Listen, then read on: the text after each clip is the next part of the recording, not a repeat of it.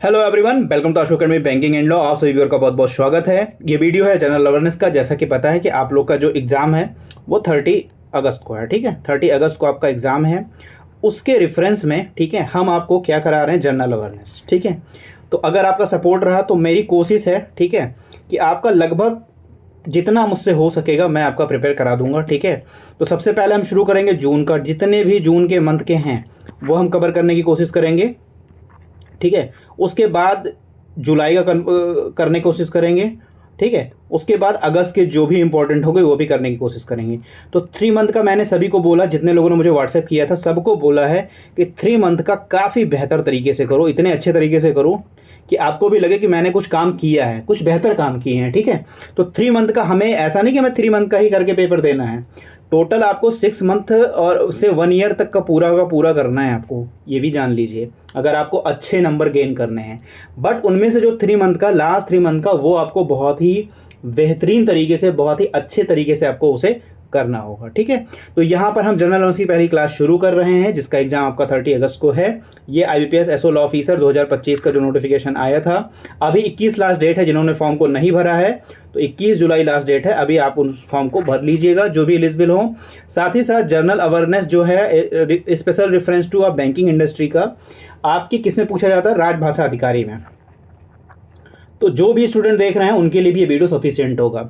साथ ही साथ मैं बता दूं कि अभी शनिवार को, सैटरडे को, ठीक है, इंडियन ओवरसीज बैंक का LBO का एग्ज़ाम हुआ है। ठीक है, LBO के एग्ज़ाम में एक पेपर होता है बैंकिंग इकोनॉमिक करंट अफेयर। उसके कुछ क्वेश्चन हमें लोगों ने व्हाट्सएप किए हैं, उनके भी एक एक प्रश्न करके हम हर एक स्लाइड में करा देंगे। तो आप लोग मुझे सपोर्ट करिएगा, जिससे ये जो सीरीज़ है, आपकी क्लास है, वो कंटिन्यू बनी रहे। ठीक है, तो ये मैं उम्मीद आपसे करता हूँ। ठीक है, तो चलिए इस वीडियो को शुरू करते हैं। शुरू करने से पहले वही 3 चीज़ें मैं आपसे कहूँगा, लाइक, शेयर और सब्सक्राइब जरूर कर दीजिएगा। चलिए शुरू करते हैं वीडियो। तो हम आ गए हैं स्लाइड पे। ठीक है, यहाँ पर आप देखिए कि जो हम लोग पढ़ रहे हैं पहली क्लास है, सबसे पहली बात ये है। और जो हम लोगों को पढ़ना है, जनरल अवेयरनेस पढ़ना है, वो भी क्या पढ़ना है, special reference to banking industry के बारे में पढ़ना है। ठीक है, ऐसा नहीं कि जनरल अवेयरनेस नहीं आएगा, GA भी आपको उतना ही पढ़ना है जितना आप बैंकिंग अवेयरनेस या फाइनेंशियल अवेयरनेस या इकोनॉमिक अवेयरनेस पढ़ रहे हो। ठीक है, उतना ही आपको इसी के बराबर जनरल अवेयरनेस भी पढ़ना है, क्योंकि दोनों आपसे पूछे जाएंगे। ठीक है, किसी एक नहीं कि हम केवल बैंकिंग पढ़ रहे हैं, केवल बैंकिंग आपसे नहीं, जनरल अवेयरनेस भी साथ साथ में आपसे पूछा जाएगा। हम आज पहली क्लास में शुरू करेंगे RBI से। ठीक है, RBI में आप ये देख रहे होंगे, फिर आप कहेंगे इसमें करंट क्या है, तो करंट का हम बाद में ऐड करेंगे। पहले हम इसके साथ स्टैटिक जो पूछे जाते हैं, क्योंकि अभी जो पेपर हो रहे हैं, ठीक है, किसी भी बैंकिंग इकोनॉमिक के होते हैं, उनमें ज़रूर आपको दिखता है स्टैटिक बैंकिंग अवेयरनेस। ठीक है, स्टैटिक बैंकिंग अवेयरनेस दिखता है। तो यहाँ सबसे पहले हम RBI की बात करेंगे। RBI का फुल फॉर्म आप सभी को पता है। ठीक है, रिजर्व बैंक ऑफ इंडिया। इसको 2 चीज़ें कहते हैं, ये तो एक तो बैंकों का बैंक है। ठीक है, एक बैंकों का बैंक है, दूसरा ये सेंट्रल गवर्नमेंट का भी बैंक है। ठीक है, अपना सेंट्रल गवर्नमेंट भी है, सेंट्रल बैंक भी है। ठीक है, तो ये 2 चीज़ें हैं कि ये बैंकों का बैंक भी कहलाता है, ठीक, दूसरा सेंट्रल गवर्नमेंट का बैंक है, और ये सेंट्रल बैंक है, अपने इंडिया का एक सेंट्रल बैंक है। अब बात करते हैं जो भी इंपॉर्टेंट है, वो इनका इस्टेब्लिशमेंट कब हुआ, ये डेट जरूर याद रखिएगा। 1 अप्रैल 1935 को इनका इस्टेब्लिशमेंट हुआ था। ठीक है, और इनके जो प्रोविजन वाले एक्ट हैं वो कौन से एक्ट हैं, ये है reserve bank of India act 1934 के प्रोविजन से। ठीक है, उसके बाद जो रिजर्व बैंक ऑफ इंडिया का सबसे पहले इस्टेब्लिशमेंट के समय जो इनका हेड ऑफिस था वो कोलकाता में था, और बाद में परमानेंटली मूव हुआ है 1937 में मुंबई में। तो यहाँ पर ये डेट आपको याद नहीं रखनी है। ठीक है, बस हेड ऑफिस पहले कहाँ था, ठीक है, पहले था यहाँ कोलकाता में, और नाउ बाद में कब हुआ है, मुंबई में हुआ है। तो बस ये ध्यान रखना, और ये इस्टेब्लिशमेंट डेट जरूर याद रखना है, 1 अप्रैल 1935। 1-2 बार आप करेंगे तो आपको याद हो जाएगा। वैसे आपको पहले से याद होगा कि बैंकिंग की प्रिपरेशन जो भी कर रहे हैं उनके लिए RBI से जो भी न्यूज़ है वो काफ़ी इंपॉर्टेंट होती है। उसके बाद जो सेकंड पॉइंट है वो इनका नेशनलाइजेशन कब हुआ है। नेशनलाइजेशन हुआ है इनका 1949 में, ये भी याद रखिएगा, 1 जनवरी, ठीक है, 1949 को इनका नेशनलाइजेशन हुआ है। तो यहाँ पर 2 ही 3 पॉइंट आपको ये याद रखने हैं जो मैंने आपको बता दिए हैं। उसके बाद अब हम RBI की अगर बात करते हैं तो RBI में और क्या चीज़ें इंपॉर्टेंट होती है, तो RBI में 1 गवर्नर होते हैं, ठीक है, और प्लस 4 डेप्यूटी गवर्नर होते हैं। तो इनमें जो न्यूली अपॉइंट होते हैं उनके नाम पता होने चाहिए आपको। ठीक है, प्लस जो अभी हमारे गवर्नर है उनका नाम पता होना चाहिए, और 4 में जो न्यूली अपॉइंटमेंट है उनका नाम पता होना चाहिए। ठीक है, इतनी चीज़ें आपको और पता होनी चाहिए। तो चलिए वो भी मैं देख लेता हूँ।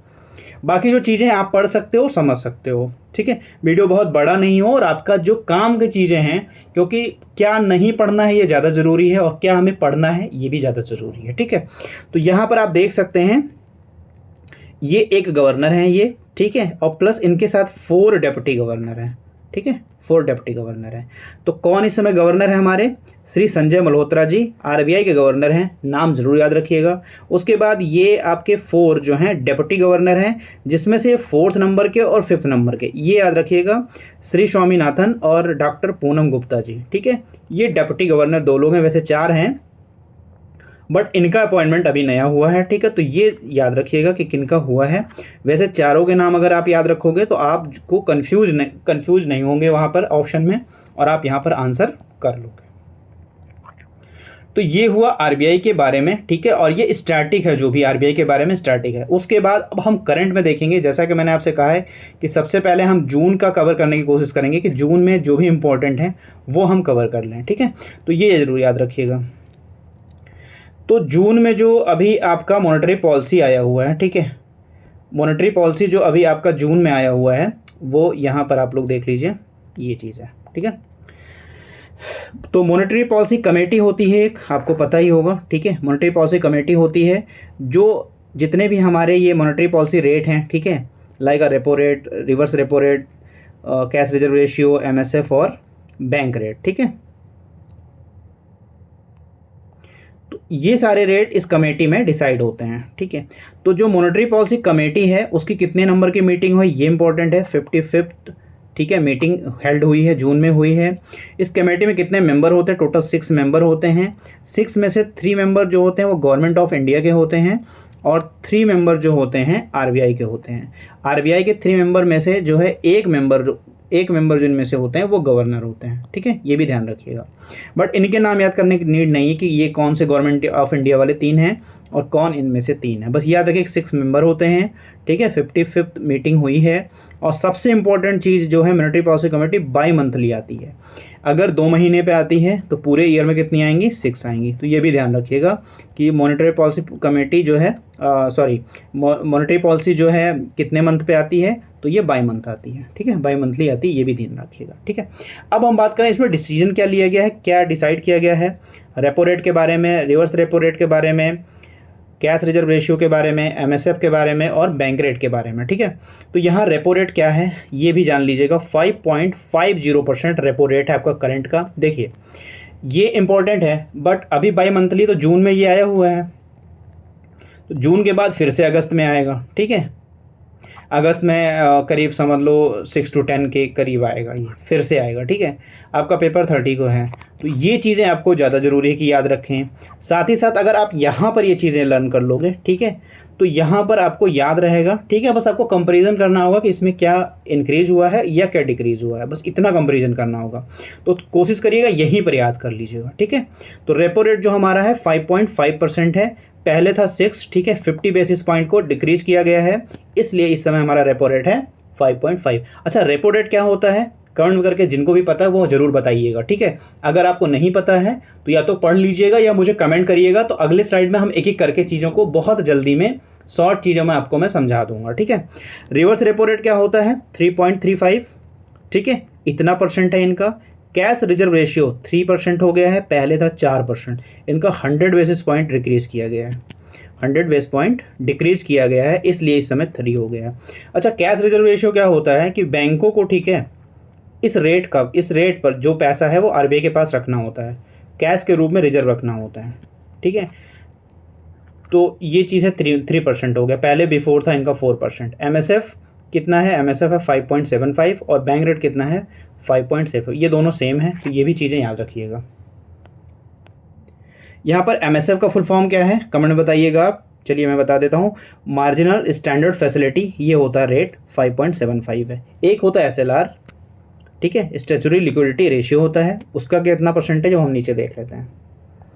ये आपका एसएलआर है, ठीक, ये SLR 18% SLR है। तो जितने भी रेपो रेट हैं, जितने भी रेट हैं मॉनेटरी पॉलिसी कमेटी के द्वारा दिए गए हैं, ठीक है, इनको ज़रूर यहाँ पर आप याद कर लीजिएगा, लर्न कर लीजिएगा, क्योंकि जो भी अगस्त में आएगा, ठीक है, तो जब यहाँ पर बिल्कुल क्लियरली आपको याद रहेगा, ठीक है, तो वहाँ पर सिर्फ कंपेरिजन कर लीजिएगा, तो चीज़ें आपको बेहतर। अगर आप यहाँ पे याद नहीं कर पाए हो और जब न्यूली जो होगा ना अगस्त में, तो वहाँ से यहाँ पे दोनों में कन्फ्यूजन होगी, और जब भी ये एग्ज़ाम में पूछा जाएगा थोड़ा सा भी अगर ट्रिकी पूछेगा तो आप वहाँ पर कन्फ्यूज हो जाएंगे, उसका आंसर आप नहीं कर पाओगे, ठीक है।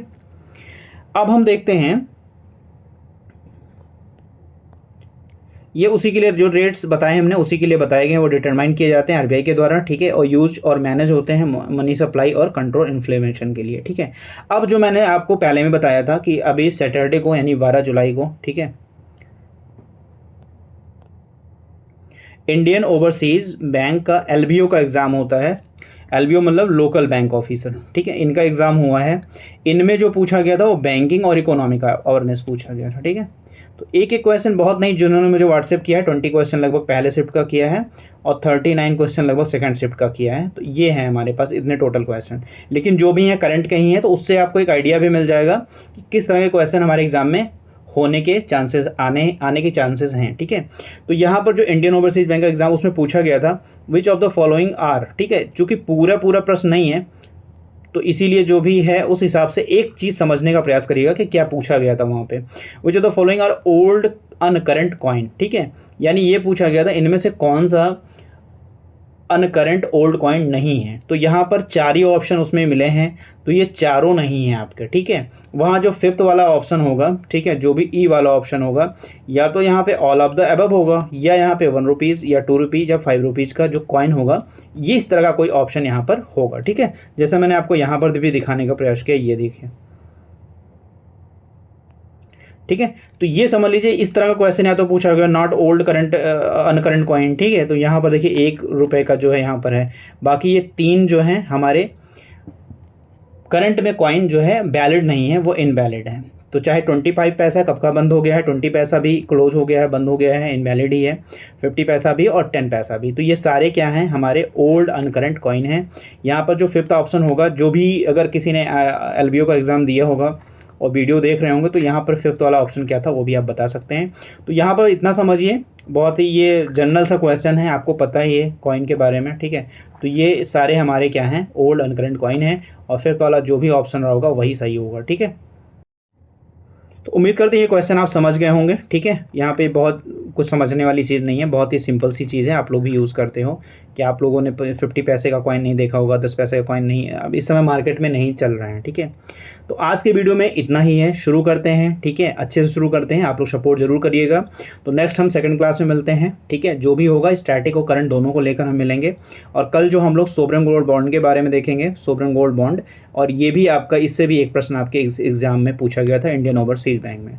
तो कल की क्लास जो रहेगी वो SGB पे रहेगी, जो सोवरेन गोल्ड बॉन्ड स्कीम है, ठीक है, इसके ऊपर आपकी जो सेकंड क्लास रहेगी। तो चलिए मिलते हैं नेक्स्ट वीडियो में। God bless you to all, thank you for watching, like share subscribe जरूर करिएगा।